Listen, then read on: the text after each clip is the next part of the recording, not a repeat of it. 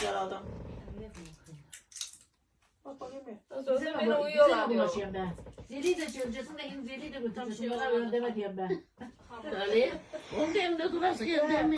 Bu da yarım Çay evde nasıl? çekinde. Zaten O da zaten deyip durgalar Hayır çıkıyor. da. Gidesin var.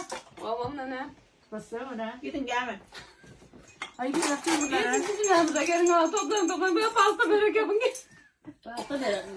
Yapacağız. Biz de yapacağız. Sonra. Annesi hepimiz sıkıldı. Bulaşık diye.